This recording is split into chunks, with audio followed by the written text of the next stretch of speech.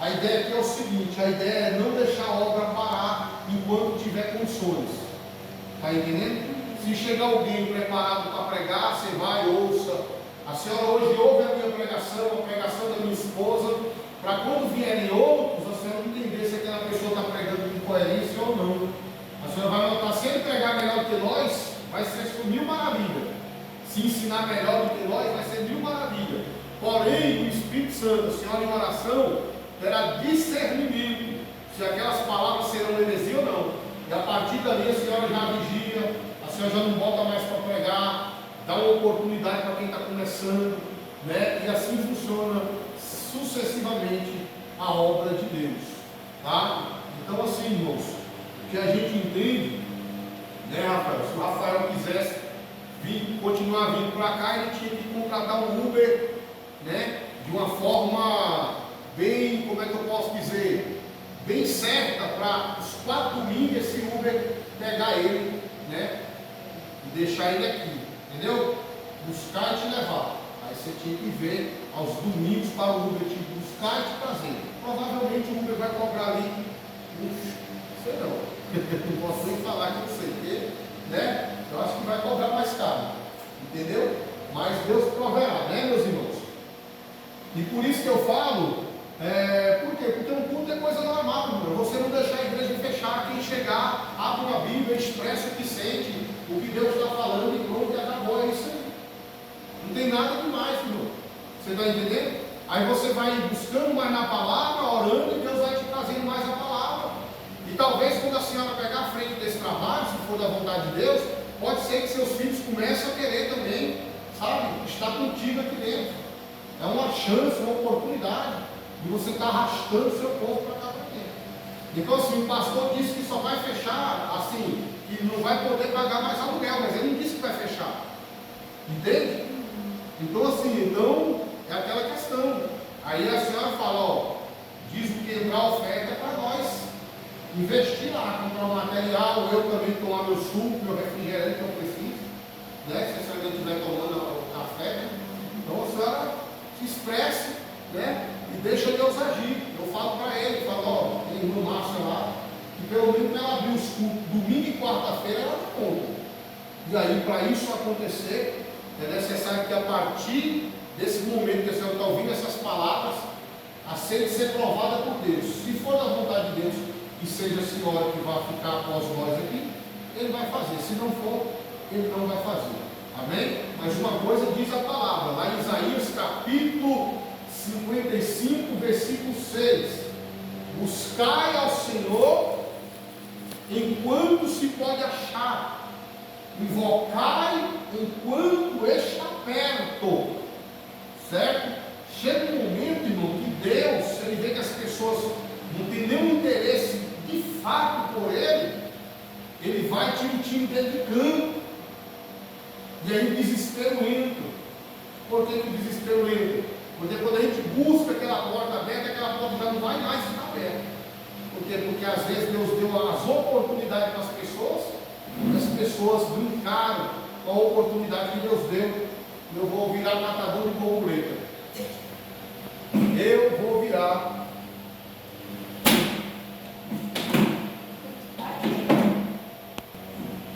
Você é a natureza, viva a natureza. Mas às vezes o aniversário usa a natureza. Aleluia. Não é verdade? Por nós. Então assim, meus irmãos, preste atenção, né, nessa situação aqui. 1 Timóteo, capítulo 2, do 1 ao 15. A salvação é para todos, mas quem a rejeita, a perde. A salvação é para todos, mas quem desfaz? Você lembra de Esaú? Esaú, ele rejeitou a sua primogenitura. Esaú, ele com fome, por causa de um rango, por causa de uma comida, por causa de algo para satisfazer a si mesmo. Ele falou: Jacó, me dá um pouco desse teu guisado. Jacó falou assim: ó, eu só te dou o meu guisado se você transferir para mim o direito da primogenitura. Ele, eu estou aqui morrendo de fome, que me vale essa primogenitura?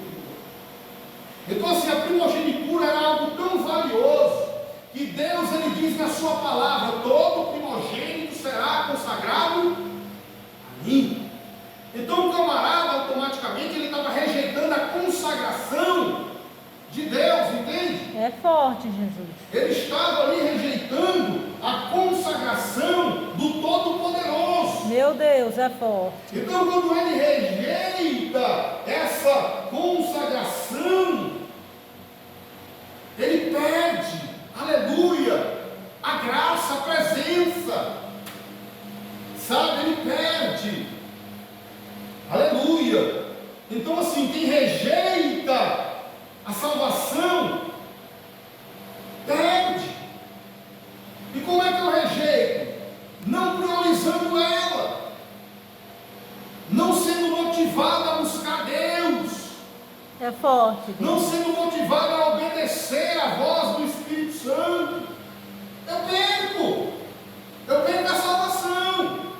Ela é de graça, não tem como pagar a salvação. Ela foi me dada gratuitamente. Mas uma coisa eu sei: para manter ela custa um alto preço. Eita, Jesus, é Por forte. que custa um alto preço? Porque eu vivo num corpo chamado carne, e os meus membros sentem desejo pelas coisas daqui, e as coisas daqui não é igual às coisas de lá. O espírito que está dentro desse corpo, ele almeja as coisas de lá, porque ele é de lá. Só que quando eu estou no corpo de carne, preso nessa terra, automaticamente vai surgir muitas coisas no meu caminho para que eu rejeite o meu direito de salvação, Meu Deus. para que eu rejeite a minha primogenitura. É forte. Quantas pessoas já têm rejeitado a salvação? Quantas pessoas hoje mesmo, aleluia, rejeita por um prato de lentilha, por uma cesta básica, por uma compra, por um quilo de carne. A igreja não vai me dar nada não. E vai me dar alguma coisa é meu emprego. Meu Deus, é forte. Igreja não vai me dar nada não. Irmão, é por isso, aleluia, que os falsos profetas, eles vêm com prazer, com todo gosto. Porque na verdade ele não preza pela vossa alma, pela vossa salvação. Ele quer apenas a tua lã. Ele quer apenas os teus esforços. Ele não vai te falar a verdade, porque a verdade vai te constranger, vai te irritar e vai fazer você se afastar da igreja. É desse jeito, Senhor. Então ele fica te cozinhando, porque o interesse deles é que você continue mantendo a empresa, continue mantendo a engrenagem. Mas a verdade é isso aqui, é você vir, aleluia, porque você não tem vontade, mas você vem, porque você precisa manter um negócio chamado salvação. Oh, glória a Jesus. Você precisa manter a sua salvação. Ah, eu já podia ter fechado essa igreja que não vem ninguém, vem 4 pessoas para ouvir. É melhor pregar na praça. Não, mas às vezes isso aqui é uma forma de eu manter a minha salvação. Eita, Jesus, é Jesus prova, forte. irmão. É forte. Ah, não está indo ninguém não. O diabo fala assim, já que não está indo ninguém, você também não venha, tá? Fica em casa, tá? Se isole, tá? É a quarentena, fica em casa. Se isola lá, tá? Não venha também não. Tá? Porque o povo lá já foi esperto, já não está vindo mais. O povo de lá já foi esperto, já não vem mais.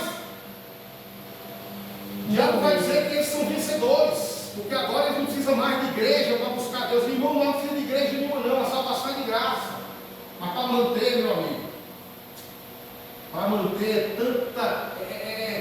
tanta vida, sabe, o caro mesmo, irmão, aleluia.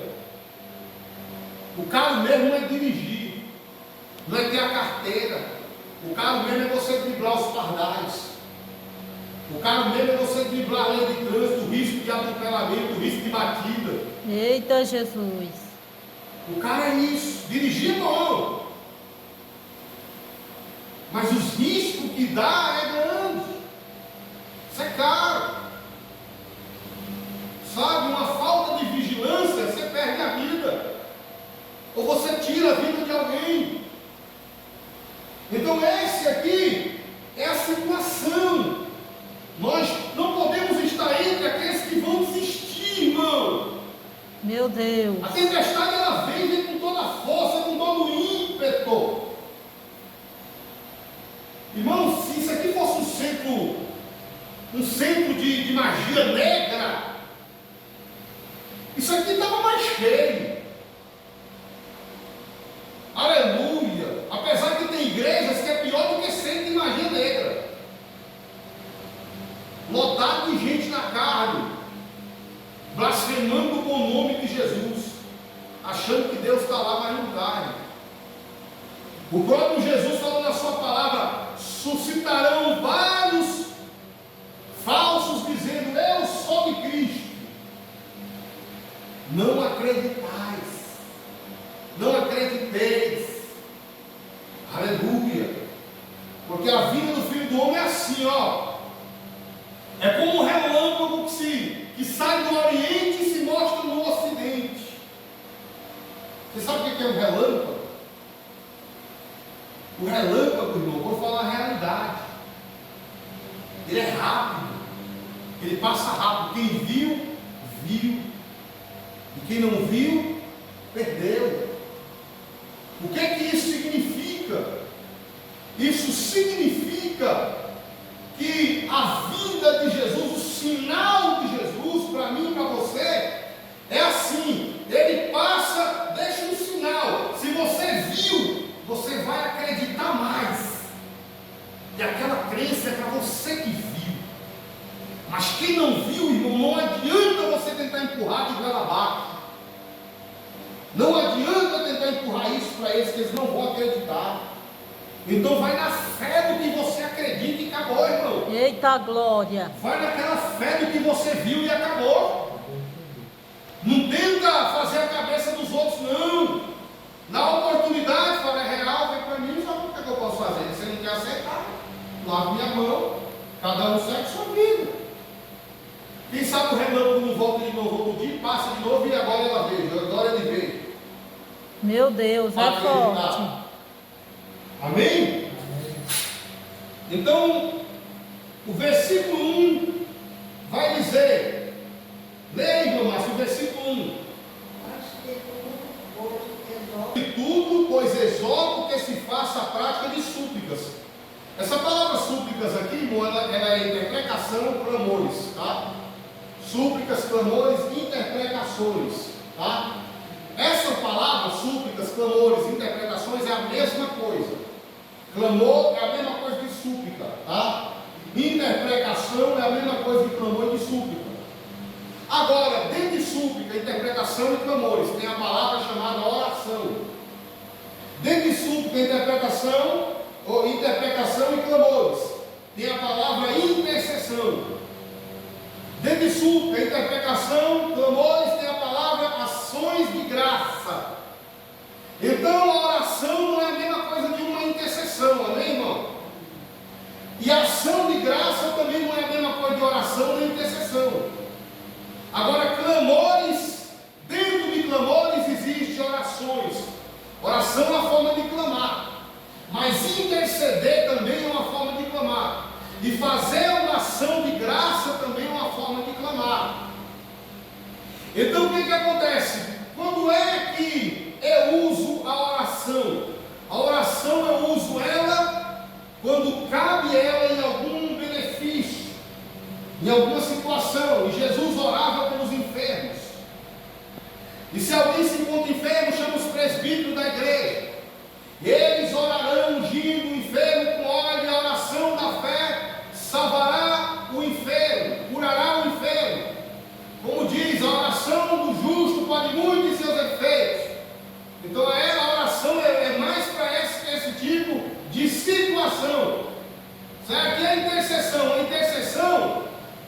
intercessão resolve aquilo que a oração não consegue mais. Certo? Tem coisas que a intercessão não dá, tem que ser a oração mesmo. Qual é a intercessão? A intercessão, você sabe muito bem, que quando Jesus entra nos termos de Cirene, vem uma mulher sirofenícia atrás dele dizendo: mestre, socorre a minha filha, porque ela está horrivelmente moribunda. Aquela mulher, ela está pedindo a Jesus para socorrer a filha dela. Só que Jesus não lhe dá ouvidos. Por quê? Porque a sua oração não é ouvida. A intercessão daquela mulher também não é ouvida. Ela intercede e ora ao mesmo tempo. Ela não é ouvida. Mas os discípulos vão dizer assim: mestre, socorre ela, porque ela vem gritando atrás de nós. Você viu o que é uma intercessão?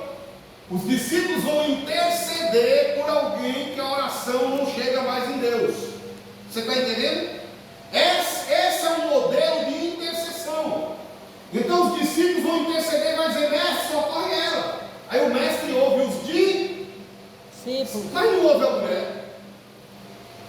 Ele ouve os discípulos, mas a mulher ele já não quer ouvir. Ele atende os discípulos, mas a mulher, ele se demora em atender. Qual é a diferença? É porque ela está numa dimensão espiritual, que o recurso que cabe para ela é a intercessão de alguém que está mais próximo de Deus. Esse é o recurso que cabe para ela. Para ela mesmo orar e interceder, ela vai ter que bater chão aqui, ó, bater muita roupa no chão, vai ter que orar muitos dias, para poder ir chegar ao nível no mundo espiritual, aonde o Espírito Santo, sabe, faça as junções do seu pedido e vê como aquele juiz iníquo, que a senhora todo dia pedia a ele para fazer justiça e ele não atendia. Só que ela insistia. O que é essa insistência? Quando não tem ninguém para interceder por você, insiste na oração. Insiste lá no pé do juiz, mas insiste mesmo. Eita glória. E aí sim, aí vai chegar um momento que ele vai atender. O juiz iníquo falar: todo dia essa mulher vem aqui, todo dia essa mulher vem aqui. Eu não temo a Deus, eu não acredito em Deus, mas eu vou socorrer essa mulher porque ela já está me enchendo a paciência. E ali por aquela insistência dela, ela é ouvida. É a intercessão. A intercessão dos discípulos faz com que Jesus dê um pouco de atenção à causa daquela mulher. E aí ele vai analisar a causa dela, e por fim, vocês já conhecem a história, que ele vai lá, libera uma palavra e a filha da mulher curada. E a ação de graça, pastor, ação de graça é aquilo que a oração não resolve, a intercessão não resolve. Eu vou ter que agir, fazer uma ação. Por que de graça? Porque de graça ela está dizendo: eu vou ter que fazer essa ação gratuitamente, porque não vai ter condição de pagar. Vou ter que agir gratuitamente isso aqui, porque as pessoas que eu estou fazendo essa ação, não adianta falar com ela sobre a oferta, que ela tem um coração duro, ela não vai acreditar no que eu estou falando. Então já vou sabendo que eu vou ter que fazer gratuitamente. Às vezes a pessoa não tem condições de contribuir, ou talvez é porque tem, mas é mão de vaca mesmo. Entende? E aí eu tenho que fazer de graça, porque mesmo ela sendo mão de vaca, eu vou ter que fazer. Mesmo ela tendo o coração endurecido, eu vou ter que fazer, porque é uma ação de graça. Eu vou ter que agir. Vamos supor, a pessoa chega em mim e diz: pastor, eu estou passando fome, pastor, lá em casa, pastor. Está faltando arroz, pastor, está faltando feijão. Aí se eu orar por ela, eu vou resolver o problema dela?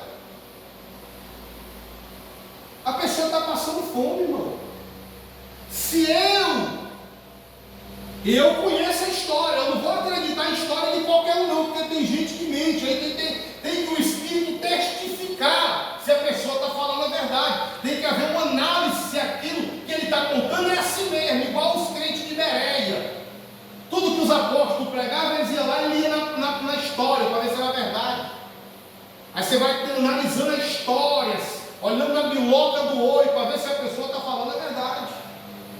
Porque o que tem de mentiroso querendo ganhar nas costas do povo de Deus não é brincadeira. Das pessoas de bom coração, que nem todos estão na igreja, mas tem pessoas de bom coração lá fora. E aí quer tirar proveitos. Então assim, a pessoa está passando fome. Eu vou interceder se eu não tiver o que dar para ela.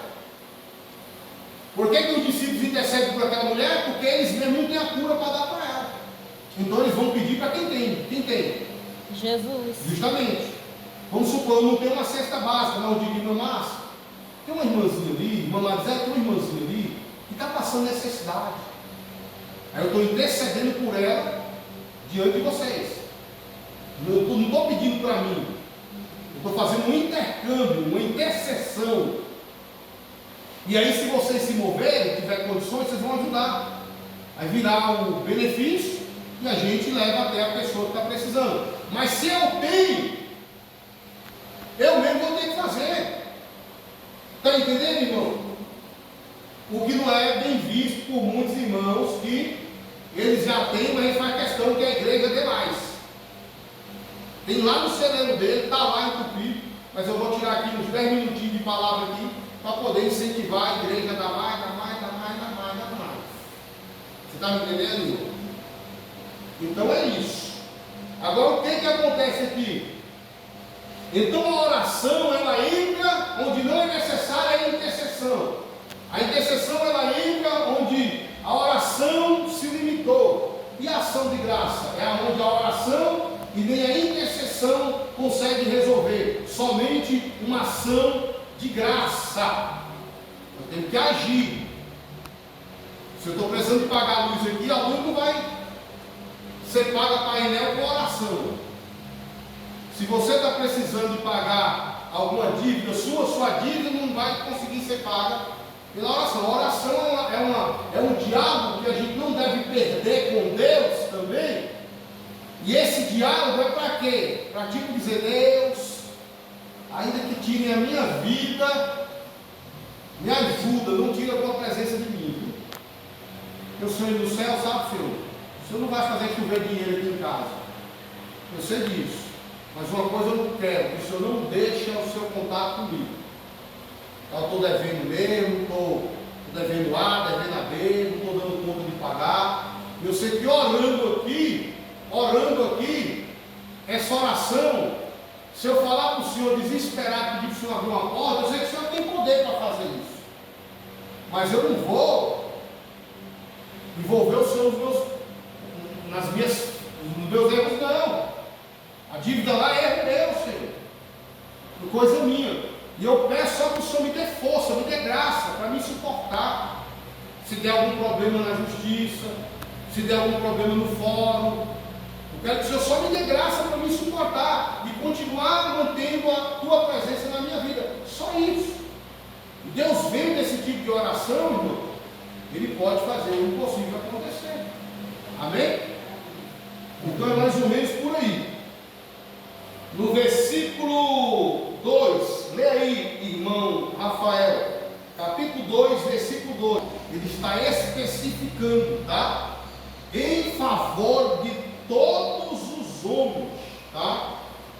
Em favor de todos os homens, tá? Agora ele também vai estipular alguns homens específicos aqui, aqueles que estão investido de autoridade, reis, né? E todos que se acham investidos de autoridade, para que vivamos uma vida tranquila e mansa. Você viu aqui, irmão? O resultado de orar por todos os homens, por todas as autoridades, o resultado é esse aqui: viver uma vida mansa e sossegada. Se você é uma pessoa que ora pela polícia, está entendendo? Você não treme quando você vê uma polícia, porque você sabe que você dá cobertura espiritual para eles. Se você ora pelos traficantes, pelos bandidos, pelo ladrão, você não teme ladrão, você não teme traficante, porque dentro de você é um espírito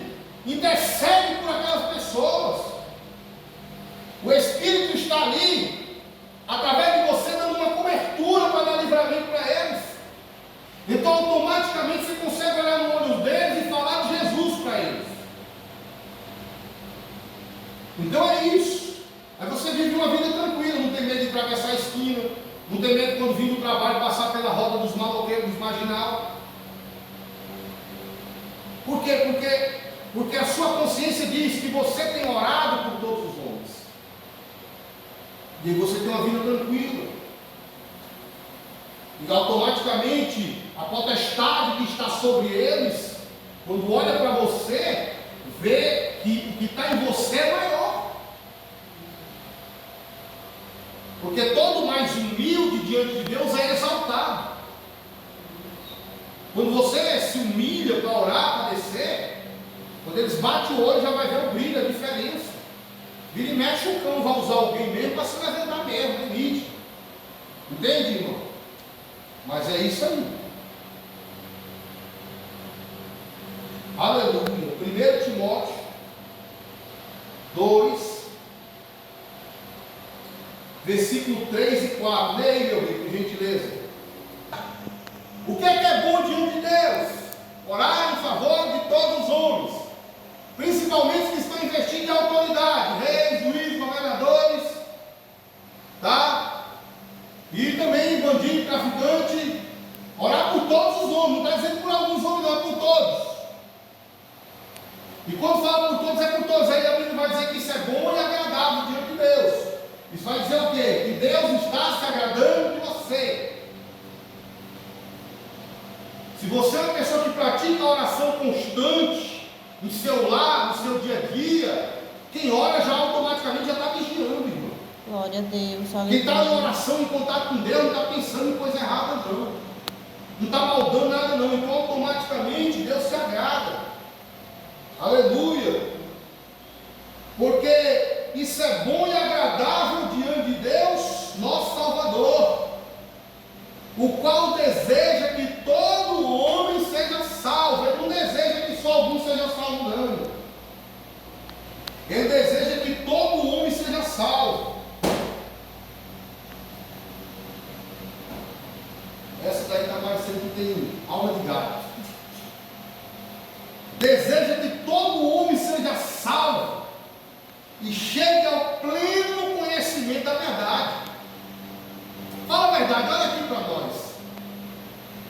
Quando a gente está no mundo, não conhece Deus, e a gente é um pagão, só que a gente conhece assim de ouvir falar de Deus, e a gente até acredita em Deus, mas nós não sabemos como é que Ele requer o nosso comportamento, porque a gente não medita na Sua palavra.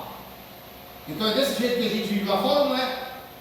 Acredita em Deus, mas porque ouve falar de Deus, e tem aquele certo respeito, mas na hora de viver tropeça grande, porque a Bíblia requer, a Sua palavra requer outras coisas, que quando compara o nosso comportamento com as exigências de Deus aqui, dá muita contradição. É verdade. O que acontece? Vamos supor que eu estou lá no mundo e alguém mata um parente meu. Automaticamente, o que eu penso? Que eu desejo que aquele homem seja salvo, ou eu desejo que ele vá para o inferno? Justamente. Porque se eu vejo uma injustiça, a polícia matou um ladrão, automaticamente eu digo, agora está no inferno, ladrão. É assim, não é? Só Deus que não quer isso. Todos nós temos isso no automático. E até depois que vem para a igreja, conhece a Cristo, e você ainda vê alguns crentes querendo ver o sangue sendo derramado. Só que a Bíblia está dizendo que Ele quer que todo homem seja salvo. Ele não quer que só Pedro, Tiago e João sejam salvos, não, irmão. Ele quer que Judas também seja salvo. Se vai ser ou não é outra coisa, mas que Ele quer. Você está entendendo? Ele quer que os teus filhos sejam salvos. Se serão ou não é outra coisa. Mas que Deus quer. Aleluia. Ele quer que a tua mãe está distante da palavra, teu pai seja salvo. Se eles serão ou não, aí é outro departamento. Mas o desejo de Deus é que eles se salvem. A Bíblia diz que Deus não tem prazer na morte do ímpio, mas antes que o ímpio se converta e aprenda o caminho da verdade. se ache com a verdade. Aí a Bíblia vai dizer que ele deseja que todo mundo seja salvo e chegue ao pleno conhecimento da verdade. Qual é o pleno conhecimento da verdade? Por que, Senhor, que o Senhor deseja que eu chegue ao pleno conhecimento da verdade? É porque enquanto tu não conhecer a verdade plenamente, tu vai ficar sendo enganado. Porque o que tem de tapeadores, de tapeação, de espírito de engano entre nós, é pouco. E aí, se você não tiver um pleno conhecimento da verdade, onde é que acha a verdade? Dentro das Escrituras está a verdade. Você lembra que o diabo tentou Jesus usando a palavra? Lança-te daqui abaixo, Jesus, porque está escrito: aos teus anjos dará ordem ao teu respeito. Essa palavra está lá em Salmo 91. O diabo está usando o Salmo, irmã Marisete, para tentar a pessoa do Senhor Jesus Cristo. Porque o demônio usa a Bíblia, os fariseus usam a Bíblia. Só que se tu não tiver conhecimento bíblico, tu vai cair dentro de uma palavra bíblica lançada pela boca do diabo. Aí Jesus pergunta: tu é bom de Bíblia, Satanás? Eu também sou. Está escrito também, viu, Satanás? Que não tentarás o Senhor teu Deus. Aleluia. Não tentarás o Senhor teu Deus. Está escrito também lá, Satanás: nem só de pão viverá o homem, mas de toda palavra que procede da boca. Está escrito também, Satanás: somente ao teu Deus adorarás e somente a Ele dará culto.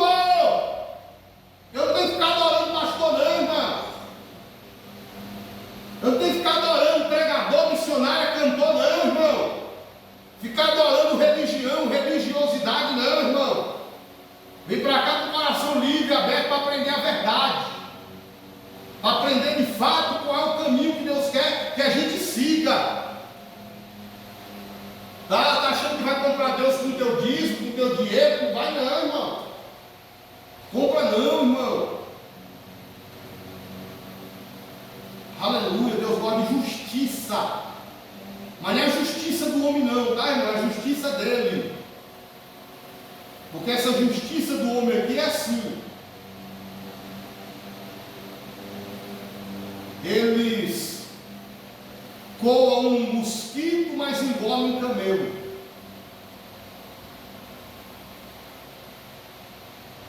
Dão dízimo do endo, do hortelã e do colminho, mas nega as coisas mais importantes: a fé, a misericórdia e a justiça. Isso é mais importante. Aleluia. Sabe o que é fé, misericórdia e justiça? A fé, ela é uma coisa tão importante que o Senhor quer que a gente coloque ela sempre em prática. Quando Jesus fala para aquela pessoa que foi curada, aquela pessoa que foi salva, ele faz questão de dizer: a tua fé te salvou, ou a tua fé te curou. Na verdade, irmão, ele está motivando aquela pessoa a de fato acreditar que Deus é real.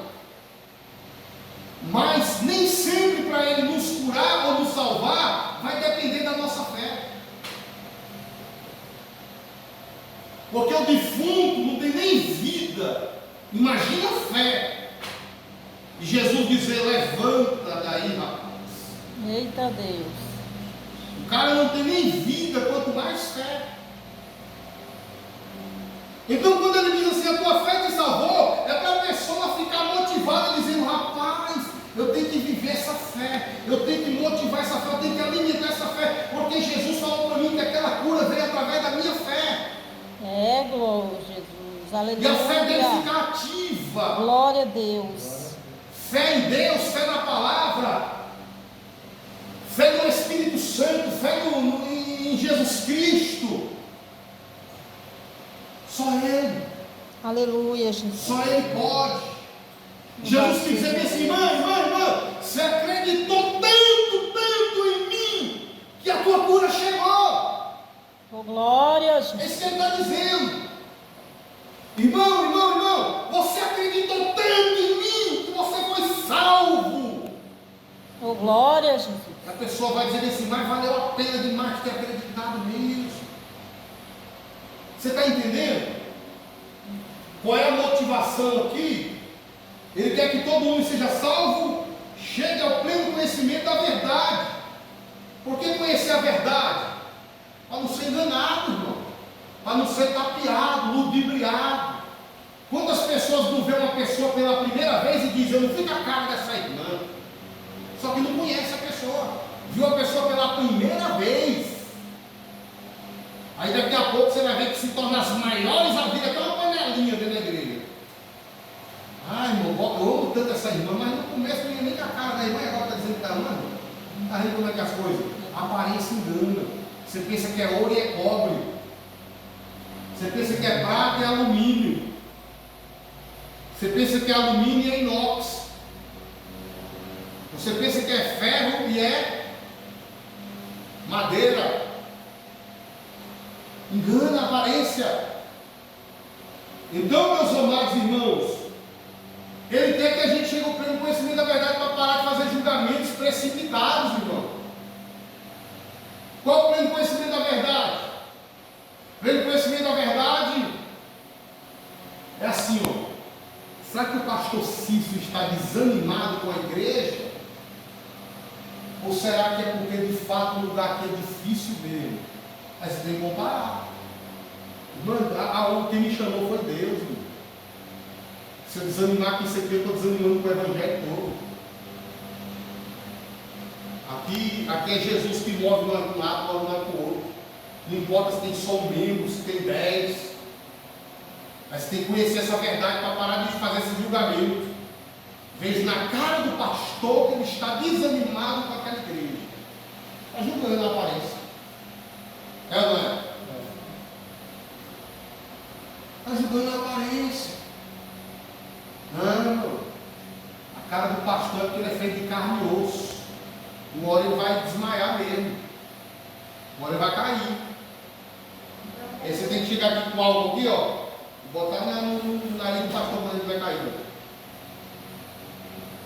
Então quer dizer que esse pleno conhecimento, esse pleno aqui é ajudar? Pleno conhecimento do quê? Esse pleno conhecimento também que é a mesma coisa, Esse pleno conhecimento é a mesma coisa de você conhecer. Ele quer que você tenha o pleno conhecimento da verdade. Por que conhecer a verdade? Porque quando você conhece algo, você não julga mais de forma errada. Você entendeu? O que diz lá em João? Julgai segundo a verdadeira justiça. Você pode julgar, mas sabe que está julgando certo? Sabe que está julgando com equidade, sem fazer parcialidade na causa? Aquele julgamento temerário de Mateus 7,1 era aquele julgamento mentiroso, onde uma pessoa gostava de apontar um erro dos outros para esconder o deles. Você está entendendo? Por isso que ele fala assim, ó, por que você quer tirar o argueiro do olho do teu irmão, sendo que no teu tem uma trave? O nome já diz tudo, juízo temerário é proibido. O que é juízo temerário? A palavra temerário vem de temer. Uma pessoa que faz aquele julgamento, dando um inferno para você que Deus ainda não deu. Esse é o julgamento proibido. Aquele julgamento que a pessoa julga, está entendendo? De forma temerária. O que é temerário? Aquele julgamento que não provoca um desejo de mudança, mas um apavoro da situação que você vive. Você entendeu agora? Esse julgamento que tipo assim, só porque o irmão sabe que eu fumo, rapaz.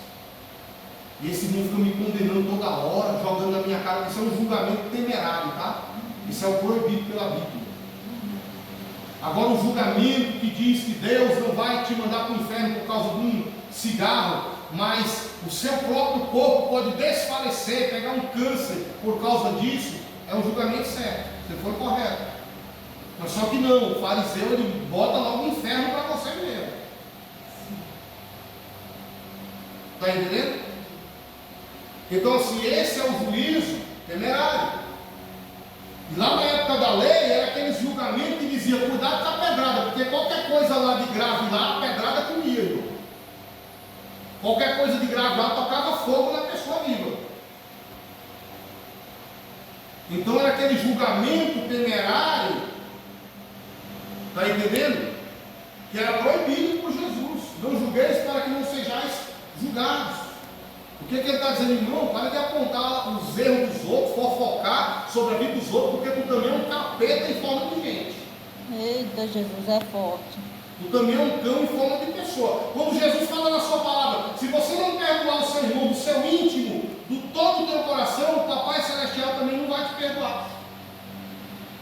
O que ele está dizendo? É você julgando teu irmão aqui e Deus não deixando você passar lá. Se você não perdoar esta pessoa que te ofendeu, que te feriu, Deus também não vai te dar o céu. Então assim, Deus, estou ferido por fulano, mas eu sei que se eu não perdoar fulano, eu também não passo aí. Me dá força para me perdoar fulano, me dá, meu pai, por favor. E é um acordo, o papai vai entrando com providência e vai te fortalecendo, você vai conseguir perdoar. Ele viu que você buscou o julgamento mais correto, que é dessa forma. O julgamento justo é esse, você tem que seguir a norma de Cristo. Amém? Ser sincero, irmão, fiquei magoado, teve um momento que eu pensei até em arrumar contenda com o senhor e tal, com a senhora, mas irmão, vamos deixar isso para lá, não compensa não, me perdoa, eu te perdoo também. Entendeu? E ali evitar colar a caminhada. Então a minha esposa leu aí que Jesus Cristo, né? Ele quer que todo homem seja salvo, chegue ao pleno conhecimento da verdade.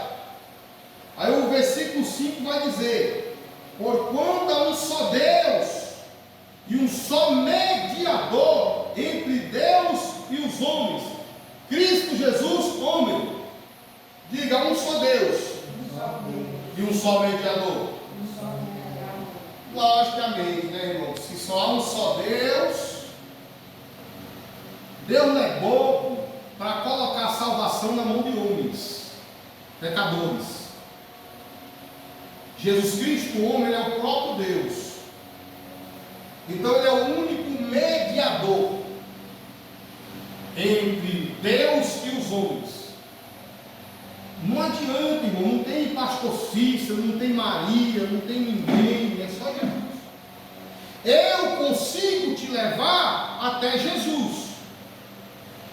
A pessoa de Cristo, fazer você acreditar na pessoa de Cristo. Só que o céu foi entregue a Jesus, mas o próprio Jesus, ele tem consciência que tem um dono que está acima dele. Quem é? O Pai, Deus. Agora, Jesus é o único que pode te levar ao Deus Criador de todas as coisas. Ele é o próprio Deus, mas em forma humana, ele é o Deus Filho, porque Deus considera-nos como filhos também. Então a nossa imagem é a nossa semelhança. Então o que acontece? Não adianta, irmão, você tem que seguir o Evangelho de Jesus Cristo para poder ser amigo de Jesus. Não adianta ele seguir norma de fariseu, não, que você vai ser simplesmente mais um religioso, que vem para a igreja todo domingo, toda quarta-feira, toda quinta, toda sexta, mas não tem amizade com Jesus. Eita Deus. Nós precisamos ter essa amizade, porque ele é o único mediador, irmão, entre nós e Deus. É como se dissesse: olha Deus, eu vou, Cícero, meu pai lá, ele está meio assim naquela com você e tal, mas eu estou com a nossa amizade aqui, eu estou falando bem de você lá para ir lá, tá? Eu estou dizendo que você é um cabra legal, tá? Tem um espacinho para você lá agora lá, irmão. Mas só que tem um negocinho, viu, meu filho? Você tem que melhorar essa área aí, tá? Você está andando muito bravo, né? Você anda xingando muito para caramba, meu filho. Essa área aí não dá para entrar, não, meu filho, sinto muito. Viu? Aí eu já estou falando com você, porque eu sou aquele que faz o acordo entre você e a sua salvação. Eu sou a ponte que te salva. É forte, Jesus. Eu sou a ponte que você passa por ela e chega em Deus. Oh, glória. Chega no céu. Então, se ele é o único mediador, irmão, o que acontece? Ele falou o quê? Amai os vossos inimigos. Aí você não, você está querendo matar os inimigos. Aí Jesus fala assim, já ficou, já acabou, já quebrou a ponte. Já quebrou a ponte. Quebrou a ponte. Mas já Moisés vai dizer diferente. Quem meter a faca em você, meta também. Moisés diz assim, você vai por Moisés? Moisés vai dizer, sabe como? Se alguém arrancar teu olho direito, vai lá e arranca o dele também. Moisés diz assim. E por Moisés dizer assim, que ele é o pai da lei, ele é aquele por quem veio as leis, embora a lei fale as leis de Deus, mas na verdade são leis disciplinares que Deus mandou para que o homem respeitasse o espaço do outro. O camarada pensar, poxa, não vou furar o olho dele, não, senão vou ter, ele vai ter o direito de furar o meu também. É uma lei boa, para o camarada pensar. Mas Jesus está dizendo um negócio mais sério ainda. Eita, filho, se o cara furar teu olho, deixa para lá, irmão, não fura dele não, perdoa. Poxa, no tempo de Moisés era melhor, porque estava, se viesse furar, então Jesus, o Senhor coloca a minha vida exposta, né? Porque o cara agora sabe, por que muita gente gosta de passar a perna em crente? Crente fiel, dá tombo em pastor, porque sabe que nós não vamos querer matar ele, irmão. Porque sabe que nós não vamos, sabe, correr atrás do prejuízo. A verdade é essa. Porque o Senhor Jesus fez isso conosco. Eu vos envio como ovelha para o meio De lobos. Aleluia. Ele, Jesus, fez isso comigo e com você. E dessa forma aí, é dessa forma que ele está dizendo, eita, mas é bom servir de ponte para este, mas é bom servir de ponte para esta. Enquanto nós estivermos vivendo nessa humildade, ele vai ser ponte para nós chegar Oh, até Deus. glória, Jesus. Aleluia. E aqueles que tentam nos passar a perna, Jesus não será ponte para eles. Nós perdoamos porque assim agrada ao Pai. Jesus não precisava ser batizado por João Batista, mas ele foi e fez um ato de humildade, dizendo o seguinte: ei, João Batista, deixe que assim seja, porque só assim vai cumprir a verdadeira justiça. Que justiça? Justiça de humildade. Sou Deus, mas não sou nada agora. Tem que ser batizado por você. Oh, glória, Jesus. Porque se eu não der exemplo como Deus, que tem que ser humilde, como é que os servos vão seguir o exemplo? Meu Deus, é forte. Ele se fazendo escravo, nós já temos dificuldade de seguir o exemplo. Imagina se ele se faz de rei na terra. Aí os crentes andaram de metralhadora mesmo. Aí os crentes andaram com uma granada na cintura. Por quê? Porque o rei não se humilhou, não se fez de escravo. O mestre só andava comendo uva na rua o tempo todo, não foi para o deserto, não fez jejum de 40 dias nem 40 noites. Você não faz aquilo lá, hein? Como é que nós vamos suportar as provas, hein? Como é que nós vamos seguir de exemplo? Até encerrar, meu povo. Não é verdade? Então, meus irmãos, há um só Deus e um só mediador entre Deus e os homens. Então esquece o negócio de, olha para cá, Maria, Pedro, Paulo, Tiago, João. Eles estão ali dando exemplos, ensinando sobre Deus e nos fazendo nos aproximar da pessoa de Cristo na terra, porque nós não sabemos como é que Cristo vive no céu. Nós sabemos apenas como é que ele viveu. E do jeito que ele viveu na terra, tem que imitar isso aí, irmão. Se esforça para imitar isso aí. Ah, mas aí eu vou ter que curar como ele curou, ressuscitar como ele ressuscitou. Não. É o comportamento, a justiça, aquela cura, aqueles milagres. Ali é algo à parte, irmão. Ali é algo à parte. Ele está demonstrando que o Evangelho tem poder para isso. Mas isso daí não compra caráter, porque muita gente tem o dom de pregar, de curar, mas não tem caráter. Então Deus está querendo que nós sejamos como Ele. O que Ele fala? Todos vós que estáis cansados e sobrecarregados, vinde a mim, receberei descanso para vossas almas. Aprendei de mim, que sou manso e humilde de coração, não é de forçação de barra não, tá? É de fato humilde, espontâneo. Oh, glória a Jesus. Ele não é um forçador de barra igual eu não, que me esforço para ser humilde. Não, ele é humilde mesmo, irmão. É por isso que eu estou te apresentando ele aqui. Ele é o único que pode te levar a Deus. Ele vai estar através do Espírito Santo onde você for, irmão, na sua casa. Conversa com ele, fala com ele, pede a misericórdia. Aleluia, glória a Deus, porque o meu jugo é suave e o meu fardo é leve. O jugo dele é o quê? Mas o fardo dele é? Oh, irmão, o jugo dele é suave. Sabe o que ele está dizendo? Filho, essas dores que você sente, esse peso aí, não é o de Jesus. Às vezes a culpa é Jesus por causa das nossas dores. Na verdade, esse peso é o peso do mundo que está sobre nós. O mesmo peso do mundo que estava sobre ele. Você está entendendo? Só que o jugo que eu aceito é o dele. Agora eu vou te explicar porque o jugo dele é suave. Você já viu aqueles balão que infla aquele gás, ele... Você soltar aqui um balão normal, só que você soltar aqui ele voa. Quando é vento puro, ele não voa não. Mas quando é o gás que está ali dentro, ele já flutua. Ele já quer decolar.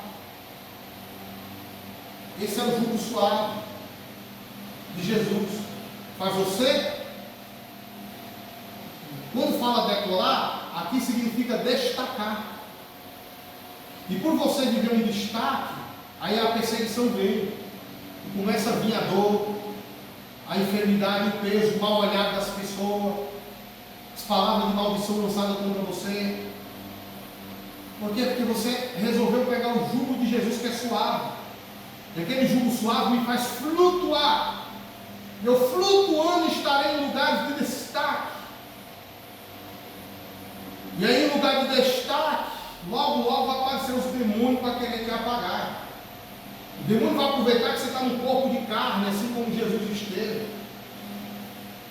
E essa carne aqui, ela é inimizade contra o Espírito. A Bíblia diz que nós habitamos no lugar onde está o trono de Satanás, o planeta Terra. Quando Jesus estava no deserto, a Bíblia diz que o diabo mostrou a glória deles, o reino deles. Então o demônio tem glória, mas só aqui. Os filhos do demônio têm glória também, mas só aqui. E aí o que acontece? Eu estou na carne, num corpo de carne. E aí imagina o príncipe desta terra, deste século, aquele que tem um trono aqui na terra, me exigir que eu me curve a ele, porque eu estou na terra onde ele reina. Ele exige que eu me curve a ele, eu me nego a isso. Eu me nego a isso. Quem se nega a obedecer o rei, o que leva? Rei entre aspas, ele é o rei derrotado na terra. Ele é o rei, ele tem um trono aqui. Na Bíblia onde está o trono de Satanás, irmão. Então o cara tem trono. E eu habito aqui onde está o trono dele. Então ele quer que eu, oi Satanás, deixa eu te adorar. E como é que se prostra diante de Satanás? Curtindo os prazeres da vida, irmão. Tomando a pinga que ele dá, fumando o cigarro que ele dá, usando as drogas que ele bota na mesa, negando a Jesus.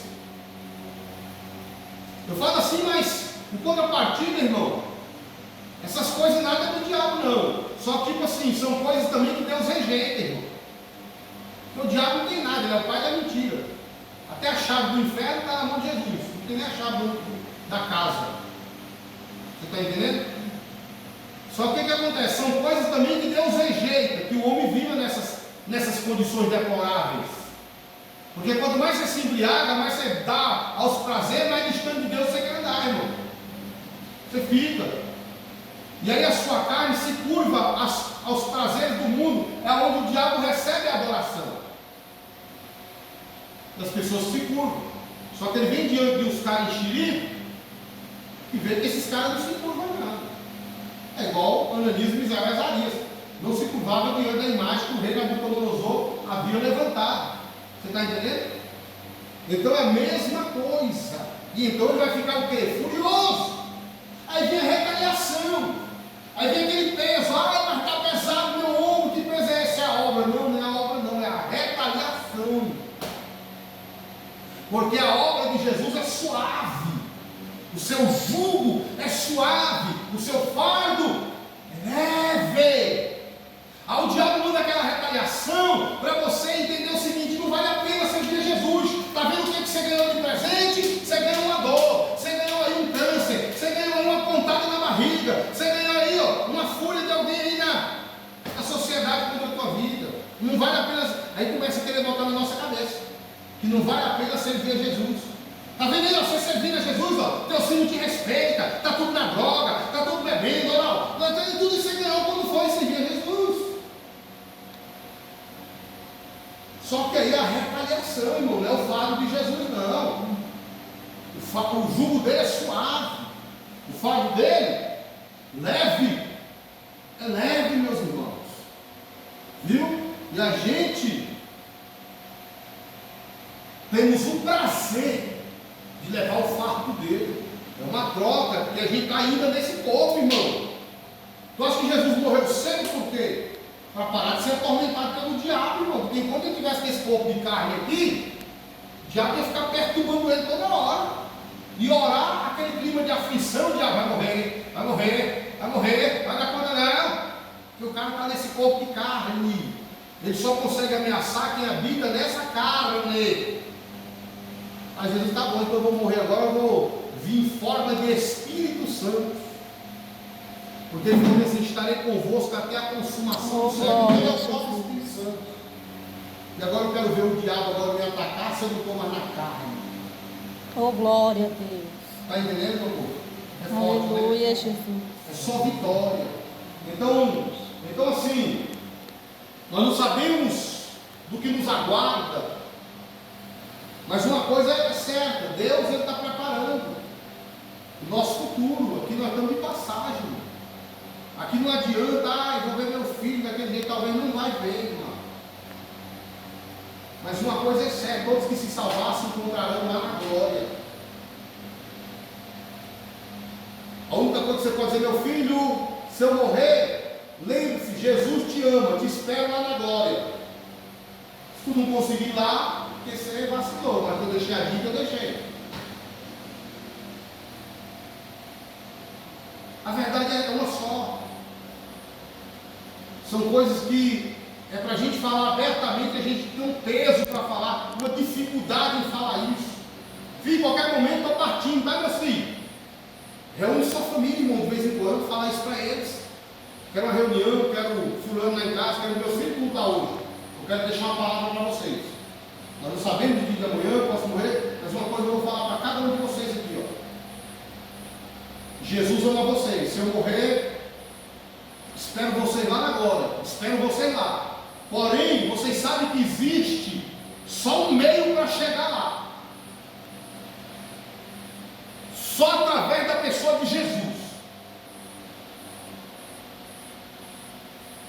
Confia, acredita e vai. Aguardo vocês lá. Se por acaso vocês não chegarem lá, eu entenderei que vocês deixaram a desejar com o Senhor Jesus. Aleluia! Oh, glória a Deus. Então é isso, reúna, fale. O tempo da figueira, o tempo de dar o fruto se aproxima. O tempo da ceifa se aproxima. Não é não, Rafael? O tempo da ceifa está se aproximando. Nós precisamos, irmãos, fazer alguma coisa, senão ficar de braços cruzados. Moisés, Deus falou para Moisés: Moisés, o que você tem na mão? Moisés, uma vara. Aí Deus falou: lança ela no chão. A vara aqui representa a autoridade. Através dessa vara, dessa autoridade, com aquela vara, Moisés abriu o mar vermelho, lançou as pragas no Egito, fez maná descer do céu, abriu o rio Jordão, tudo através daquela vara. Então aquela vara representa uma autoridade. Enquanto Moisés era só o pastor da ovelha, aquela vara não era nada, mas quando ele veio para a presença de Deus, aquela vara virou a vara da autoridade. Aí Deus falou assim: lança ela no chão. Quando ele lançou no chão, a vara virou uma cobra, e Moisés fugia dela. Porque quando eu jogo a autoridade que Deus me deu fora, eu encontro uma cobra que vai ficar correndo atrás de mim ou correndo dela. Você entendeu? Aí Deus falou: pega a autoridade pela cauda, Moisés. Pegou lá e virou o cajado de novo. Pega a autoridade que Deus te deu, irmão. Pega.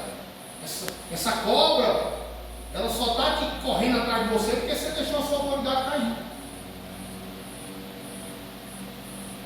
Aí Moisés, bota a mão no peito. Aí Moisés, ó, mão no, tira a mão do peito. O que tem na sua mão? Leprosa a mão de Moisés. Ele enfiou a mão no peito e a mão estava leprosa. Enfia a mão de novo, Moisés. Ele enfiou a mão de novo e tirou a mão zerada com a outra. Para enfiar a mão no peito, automaticamente você faz assim, né? Sabe o que Deus está dizendo? Enquanto tu ficar de braço cruzado diante da minha obra, tu vai estar leproso. Eita Jesus. Vai estar leproso. Exclui o braço. Ah, mas eu não dou conta de pregar para os meus filhos. Não, moço. Marca um culto de ação de graça na casa, do lar. Estratégia. Isso é aquele que tem dificuldade, como a irmã Marisete, que eu aconselho ela a convidar alguns irmãos para fazer o culto lá e marcar e dizer para os filhos, determinar: quero vocês aqui, meus filhos. Meus filhos, que Deus está me levando a qualquer momento aí, eu quero que vocês ouçam a palavra. No caso da irmã Márcia, ela já dá conta de falar para os filhos dela. Se a irmã Marisete também der conta, tem que falar, irmão, tem que fazer alguma coisa. Jesus não quer que o trem está desabando e a gente fica de boca calada, não. Ele quer que a gente reaja até o último minuto de vida.